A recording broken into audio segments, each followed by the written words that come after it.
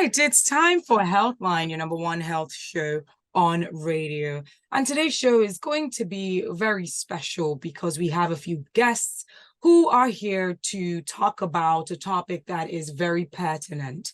Now, according to the National Cancer Control Plan 2018 to 2022, the statistics are staggering, with 102,000 new cancer cases every year, I beg your pardon, in Nigeria. And I say it's staggering because what it shows is about 280 cases a day. And unfortunately, 72,000 deaths are linked to cancer in Nigeria.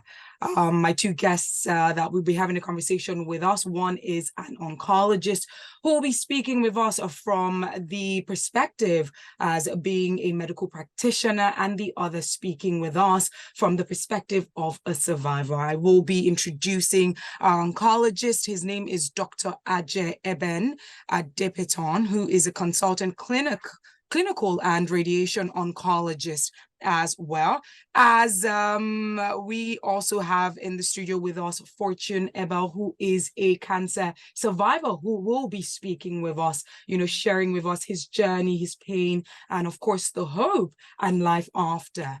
Good morning, gentlemen. Morning, Nigeria. Good morning, Lagos. It's nice to have me here. Yes, nice to have you here. And Fortune. Good morning, Lagos Talk. It's a pleasure being here. It is a pleasure to have you here. It is a pleasure. So let's start with you, Dr. Ajay, because I did mention, based on the statistics, it's quite staggering. I really want to know, with your experience as an oncology so far, I know that a lot of people want to really know, that burning question of what really is the cause of cancer. But even before we get to that, I want you to break it down for us, because I know that you specialize in different areas: head and neck cancer, breast cancer, prostate cancer, and molecular genetics of cancers as well. And we really want to know what in general is cancer, and then we can now break it down to the different types of cancer, especially the ones that are common to us here in Nigeria. Okay, thank you for having me, Lagos Talks. As introduced, my name is Dr. Ajay. I work in the NSIA Youth Cancer Center. So cancer, broadly speaking, is a genetic disease. It's a disease that affects the genome. And as there are many parts of the body, so there are cancers that can affect every single part of the body, except, of course, the hair on your head, your fingernails, and the teeth, right? So those are just three tissues of the body that cancer cannot affect. It can affect every other part of the body, right? Having said that it's a genetic disease, the cause is not known, but there are risk factors that are associated with cancers. And these risk factors can broadly be divided into the modifiable risk factors and the non-modifiable risk factors. The modifiable risk factors are those that have to do directly with a genetic basis. These ones are diseases, for example, that run in certain families. I mean, you have breast cancers that run in certain families, ovarian cancers that run in certain families. So you have a history of a mother or an aunt that has these cancers, and as such can be inherited. The children or other relatives can inherit that particular gene that is responsible for those cancers. And these particular genes, we talk about the BRCA gene that is responsible for most breast cancers, ovarian cancers, and intestinal cancers, for example. And then you now have the modifiable risk factors. These are risk factors that basically is associated with the lifestyle of individuals. Now, smoking, for example, is a lifestyle thing. People smoke as status. People smoke as a form of an elitist lifestyle. There are cancers associated with that. Lung cancer, for example, bladder cancer, for example, associated with that. And there's alcohol consumption, which is also an elitist kind of lifestyle. And you have liver cancer and other cancers associated with that. And you have in a situation where people have multiple sexual partners and partners with multiple sexual partners, then you have the genital cancers that are associated. So there are risk factors that point to particular cancers of the body. And so that's the broad way with which we will classify these cancers. So we may not particularly be able to say that this is what caused it, but from the risk stratification of the individual, you could say, okay, this is likely what may have been responsible for that cancer. All right, thank you so much for breaking that down. Even before we go further, I do want to rectify that Fortune Ebel is actually the brother to a cancer survivor. Sorry about that. So we just need to rectify that. And he will be sharing from his sister's perspective as well. So thank you so much for coming to have this conversation with us. Now, Doctor, I want to know, with the statistics that I have real out in Nigeria, is there any cancer that you would say is the most common, or are there a few that are very common amongst us here in Nigeria? Okay, yeah, there are cancers that are common amongst here in Nigeria, and I mean that could easily be related to our population distribution. There are more females than males averagely, so they would expect that cancers that affect more females, would be more than those that affect the males. Then it could also be attributed to social character, social behavior, the social milieu that we have. So generally and broadly speaking, breast cancer happens to be the most common. All right. You have breast cancer in both males and you have it in females, right? But for female cancers, breast cancer happens to be the most common cancer that affects females, right? And 1 out of 10 cancers would affect the male.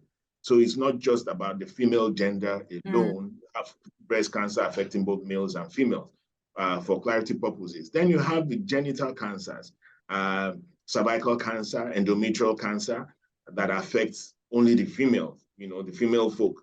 And that could, it's another gamut of disease etymology on its own. Then you have the prostate cancer. Women don't have the prostate organ. So it's an exclusive cancer that affects the male folk. Then you have the colorectal cancer. Now, this is a cancer that is across both genders, right? But it's more in the female than in the male.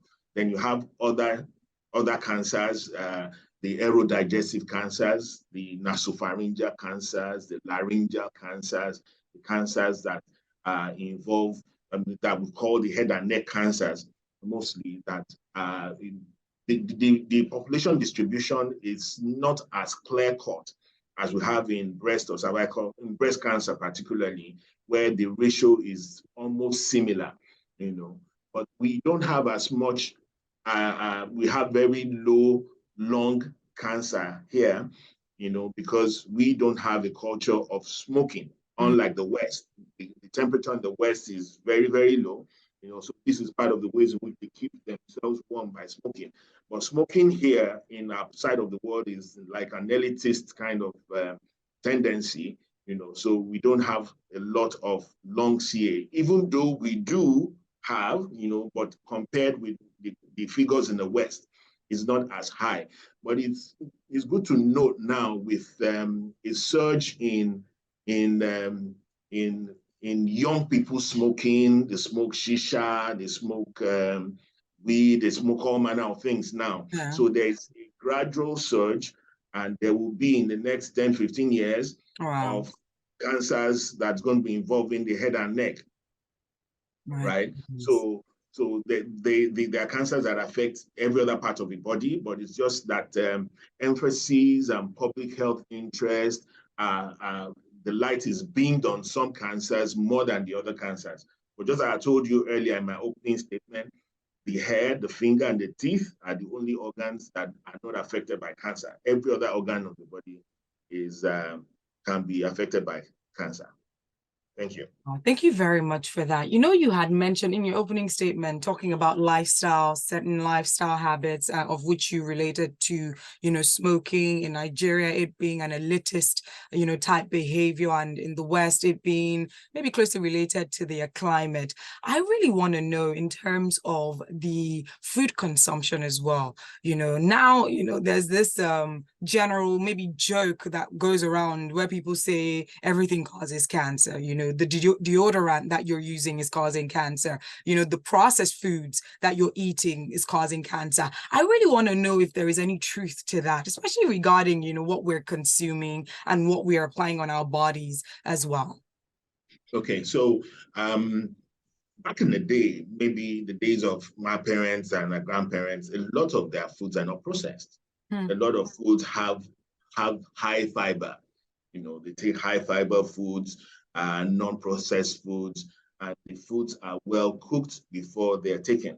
Now, globalization and westernization has brought this aspect of Western life on us, where our foods are highly processed, sugars are highly refined, and I mean, there are quick fixes that we can pick up. Now, for gut cancers, when I talk about gut cancers, I'm talking about colorectal cancers, are cancers that are associated with the etymology of those cancers are associated with low fiber diets. As against our parents that have high fiber diets. Now, they are low fiber diets, and these diets have little bulk effect in feces, right? Little bulk effect in feces will also mean that there's a low transmission speed within the gut itself.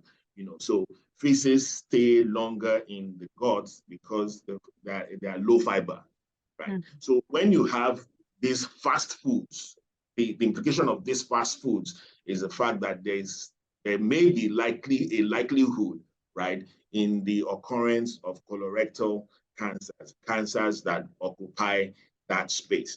Now, I should also mention that lifestyle, you know, anoreceptive sex, you know, could also be a risk factor in anal CA. Anal CA is one of the 8 defining cancers, you know, that particularly found in people who have anoreceptive sex, particularly those who are the receptive ones, you know, and have that kind of lifestyle. So let's go back to the ways in which our parents lived. Let's go back to the vegetables. Let's go back to the fruits.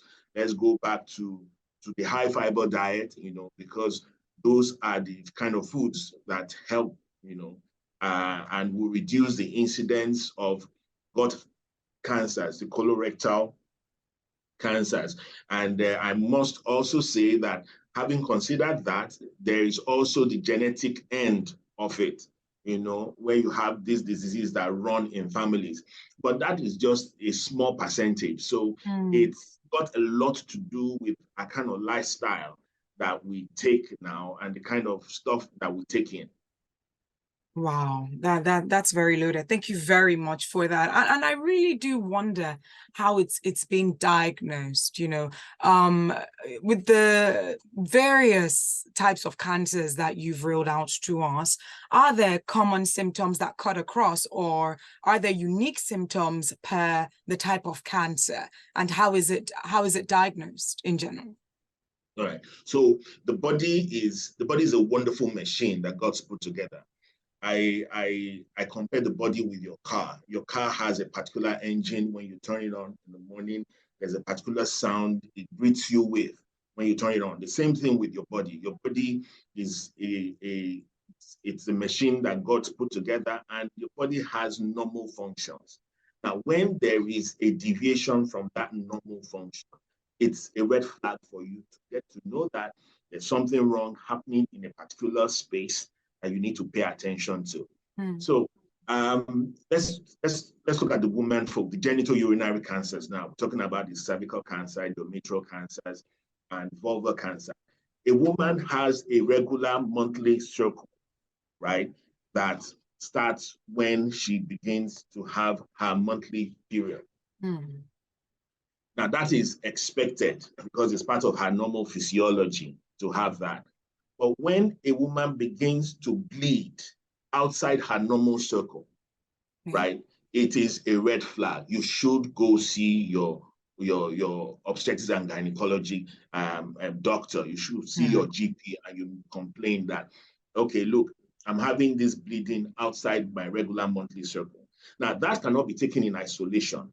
There's also a discharge, a watery discharge that comes out initially non-offensive, but gradually now gets offensive, malodorous, and people say that that person smells, that kind of thing. I mean, we had stories of that. Okay, there's a kind of malodorous odor that comes from a particular person. Now, these are signs to tell you that there is something wrong. So when you have abnormal vaginal bleeding, abnormal vaginal discharges, now these are red flags for you to go see your doctor. Now, other symptoms that have to do with the gastrointestinal systems are when you begin to see blood in stool, blood, you have bloody stool, or you're having recurrent diarrhea alternating with constipation, which is not your normal body pattern. Then you should see your physician.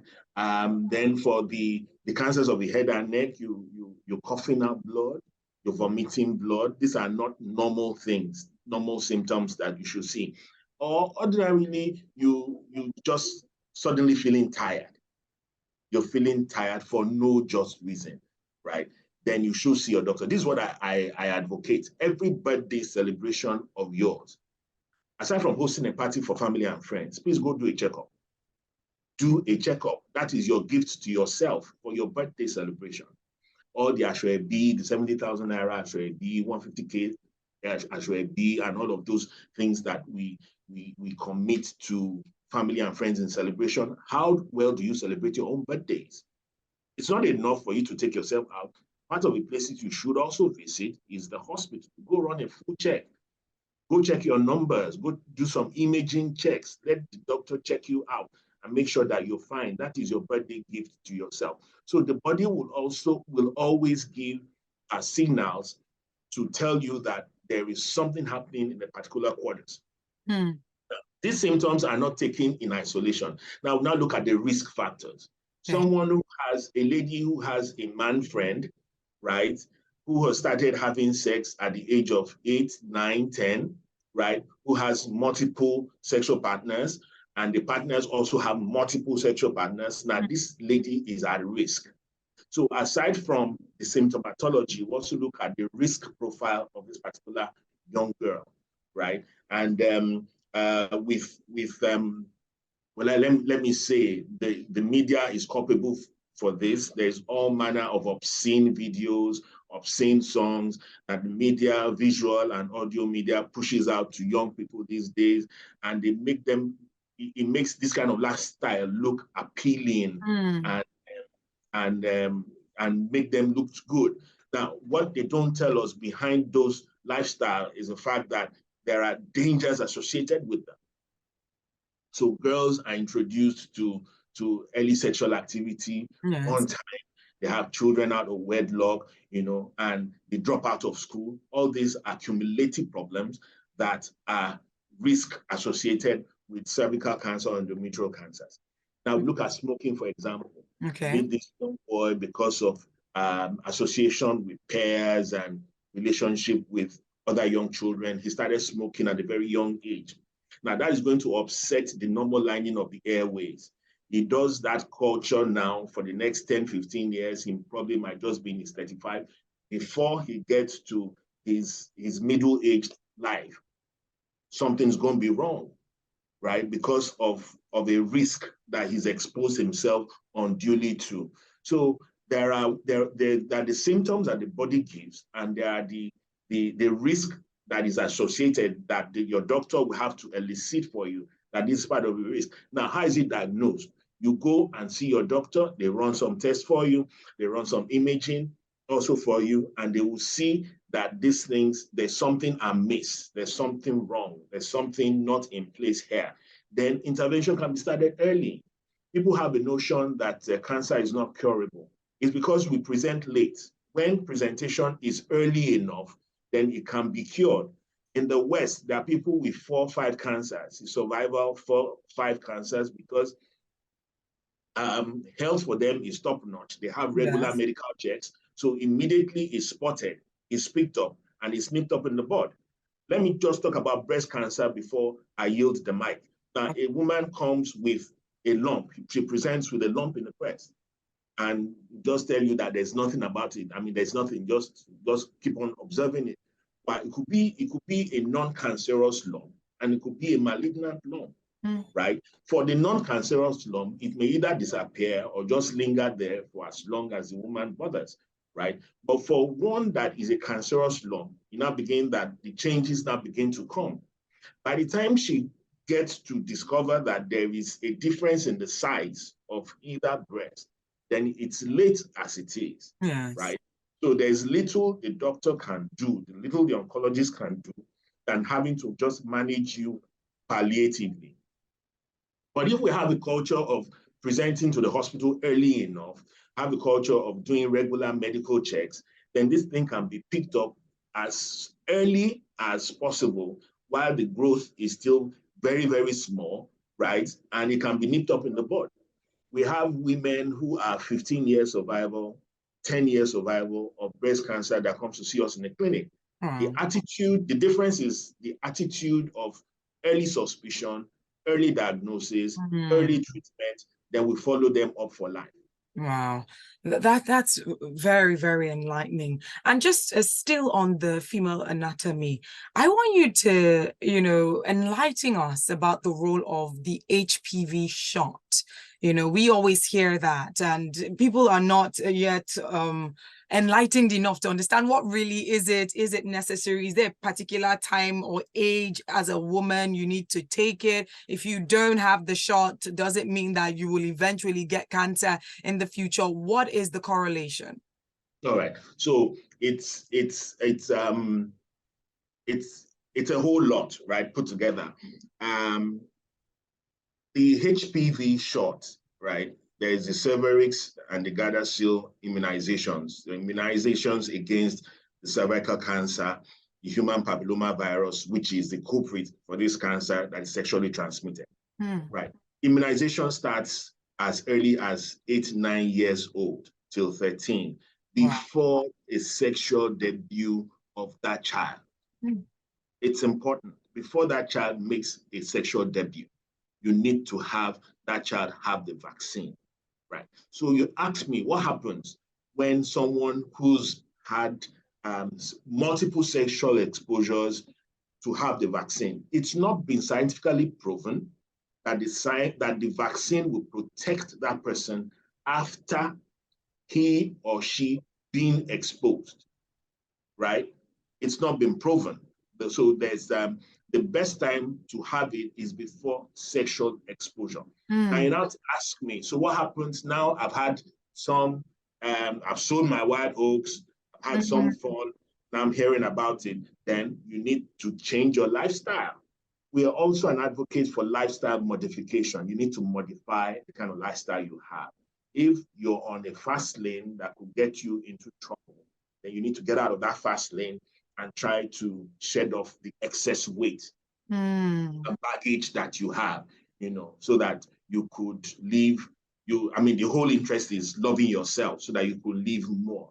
So the vaccine is given before sexual debut, and there are 3 doses of the vaccine.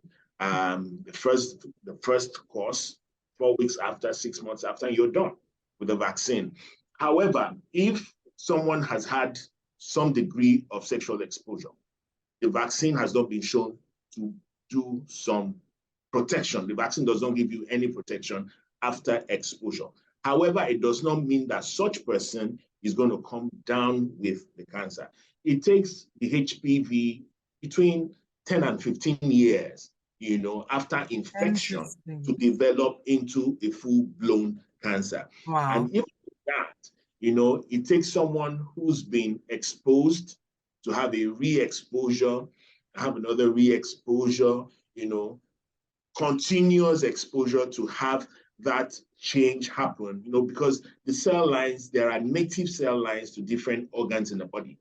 Cancer happens when the native cell lines have been replaced with the foreign cell lines, and they now begin to multiply, right? So, yes, the HPV vaccine is important. What I need the women folk who are listening to us this morning is, first, go do your pap smear, go do your HPV DNA cytology, go do your screening test.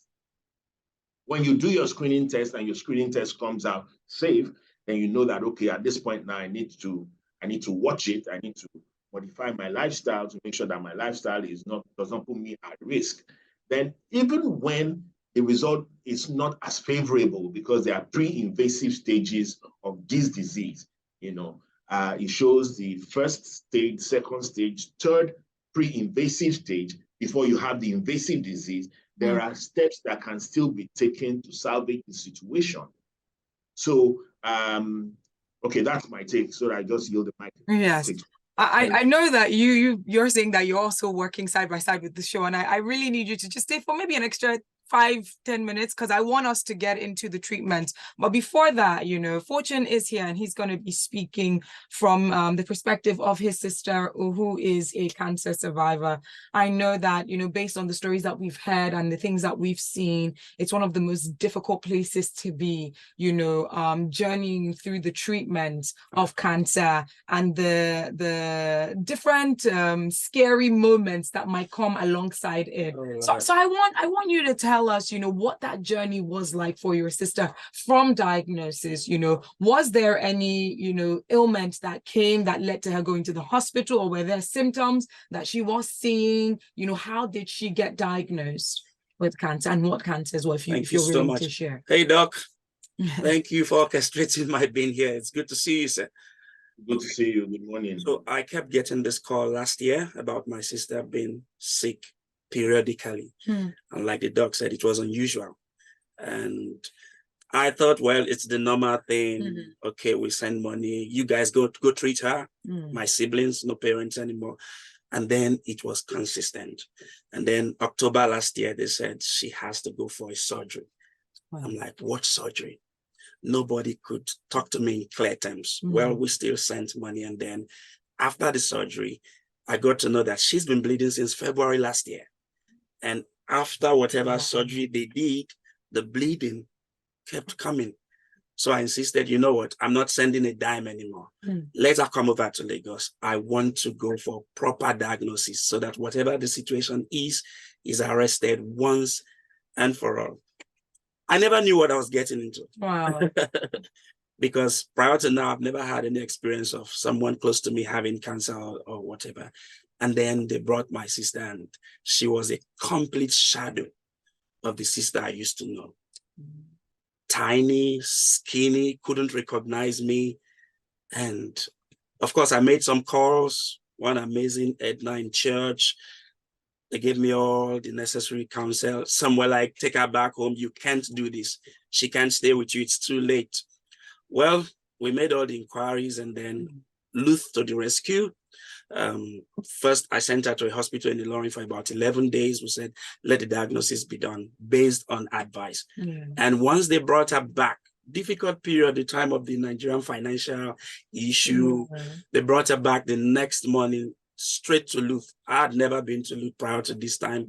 And 4 a.m. we were out, got to Luth, made all the necessary inquiries, and then thanks to Dr. Ajay and the nurses over there, they came to our rescue. Of course, for that day, I told my sister, we're not going home until you start your chemo. So we had to lodge somewhere. And then the next day, Friday, back to the hospital. Graciously, the chemo started, and it's been a journey. I can't sleep at home because she can't sleep. And then she's a lady. There's limitation to what I can do for her for privacy reason. Had to get in an exclusive caregiver, high rate payment, not even the payment, she won't sleep. And then we're praying, we're waiting for the next day to be in the hospital. Tough. Let me stop for now in case you have another question. Wow. But it's been yeah, I want to know what stage it was as well. Yeah, it was really late. Stage 4 cervical cancer. That was the That was the revelation of the series of tests that was carried out.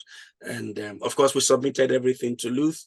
And I remember at that time, one of the nurses said, if you had not come now, probably your sister has got just a week to leave. Because as the treatment progresses, there was a time one of the nurses told me, she said, I know you don't know me, but I just want to thank you and your sister for being a fighter, because we remember when you came, your sister was as good as gone, but you guys have been coming, whatever you've been doing, whether prayers, we are happy treating your sister. And I think one of those days, Dr. Ajay, we were to see him after the process of the chemo was done. I remember vividly, if Doc can still remember, because prior to then, Doc has only seen her just twice because the nurses were very, very, very good and available for us. So it wasn't every time we were there, we needed to see Dr. Ajay himself. The nurses were up to the task, big time, and massive kudos to them. Doc, you can help me send our love to them. So we had to see Doc. And prior to this time, my sister had improved. I was even taking some pictures and videos because I was positive. I was like, she's going to beat this as long as she's with me. So I want to keep memories. So when we're fighting, I have videos, I have pictures. I was practically a Uber person driving. She's lying at the back. I tried to film. So I had series of a progression. And then when Doc called us in, we sat down and Doc said, okay, so where's the patient? And we're like, okay, sir, this is the patient. This is your patient. And Doc was like, what? Are you serious? He graciously apologized to her for not recognizing her. And that was when he asked if such an opportunity to be here comes up, if I would mind to come share. I said, of course, I wouldn't mind. Oh, and I would like Doc to step in at this point, with your experience being an oncologist and you get patients who come in at stage 4. I want you to take us through the process, when you're speaking with these patients, are you telling them, it's too late? Are you, what options, what are the options, and how do you break that message down to them, letting them know that these are the possibilities, especially if it's stage 4 cancer? So I think that's the hardest part of my job, having to look someone in the eye and tell the person the truth, right? But I have to do that so that you understand our treatment process, you understand why we're taking the measures we're taking, then you can follow us through your treatment journey. At the stage 4, there is medically, that's the spectrum, where it ends. There's distant organ spread, there's multiple organ involvement, and it's just as bad as it is. But there is the person who is involved. Has she lost faith? Has she lost hope? Is she involved in the fight? That's the first factor. The second factor are those of the caregivers. Now, I must say to you that cancer fight is a fight of the mind. It's a fight that you need to get involved in, spirit, soul, body. Yeah, it takes finances, it takes commitment, it's a struggle. So there is a burden that the caregivers, go through. There was a research that was done, psychological distress and caregiver burden, and we found out that the caregivers are as burdened as the patient themselves. So we needed to begin to look at how do we take care of these caregivers, because the time with the doctors is just about 5-10 minutes. I have a load of number of patients to see, so I cannot stay with the patient for an hour to allow the patient to tell me everything that's going on. So the care outside the hospital goes to that of the caregiver. So the caregiver also has to be very determined and has to be very, very, very, very, very, very mentally prepared. You notice my a lot of varies. Yeah, mentally a lot of prepared, varies. be able to take on the care of the patient. Now, I also must say that cancer care in Nigeria is expensive. Is expensive. So if there's any government official who's listening, and this is the place where to step in to make sure that the National Health Insurance Program also covers cancer. They do cover some degree of treatment, but we want a holistic care, right? That will cover the cancer patient in terms of drug buying, in terms of medications, and in terms of all other processes that are involved.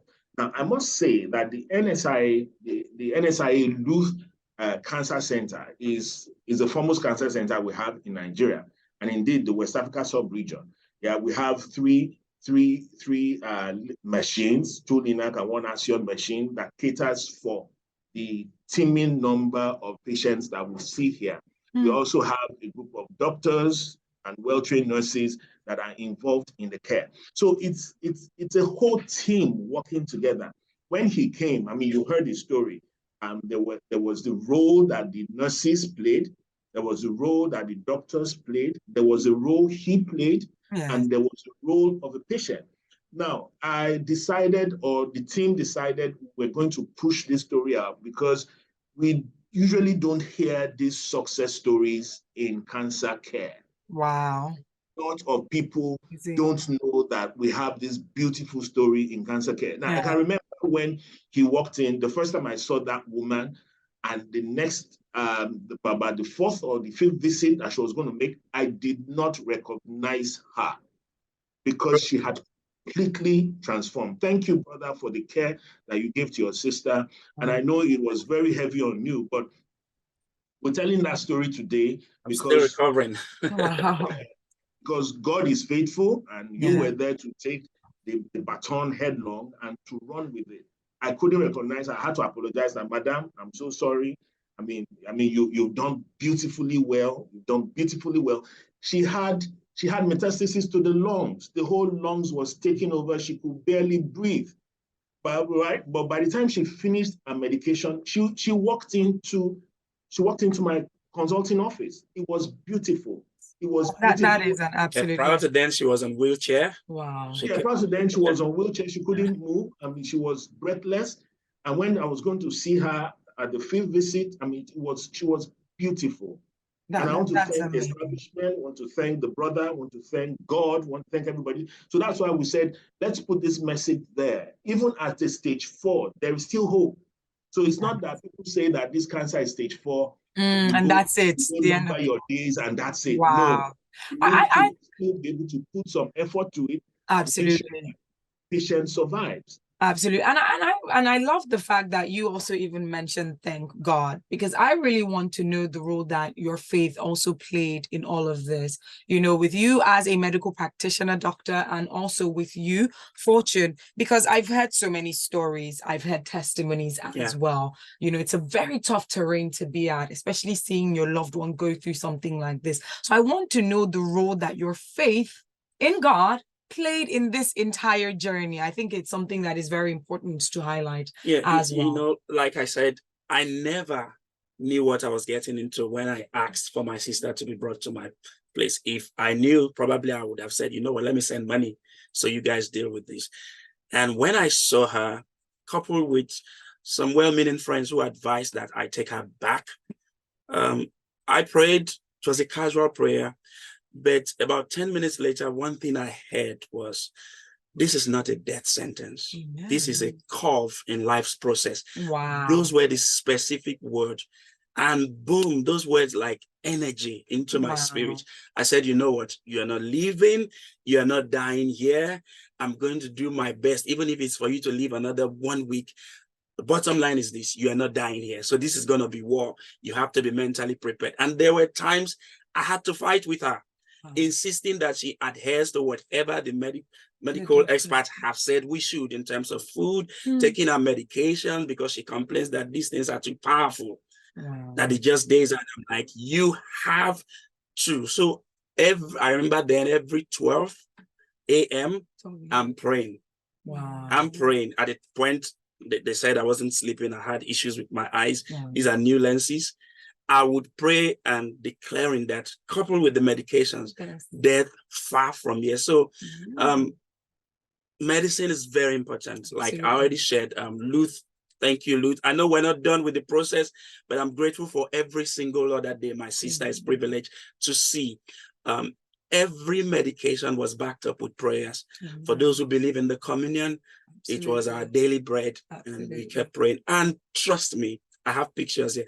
I've seen my sister calibrated from death to life. Literally. So spirituality, it's part of the process. And thanks to Doc for also mentioning God. So if there are listeners here, if you believe in God, God is real. Absolutely. Of course, do your treatment, go to the hospital. Absolutely. Don't give up that God is real.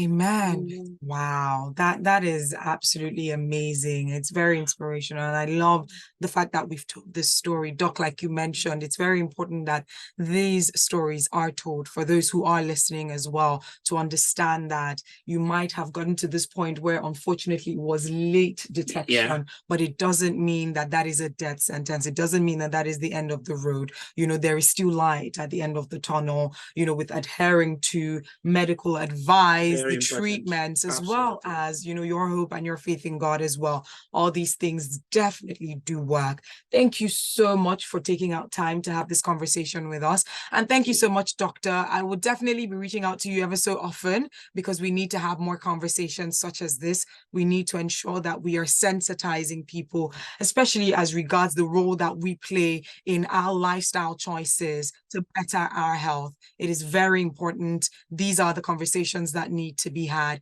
Thank you so much, Doctor. I do appreciate it. Privilege is mine. I'm grateful to be on this platform and grateful to share our story.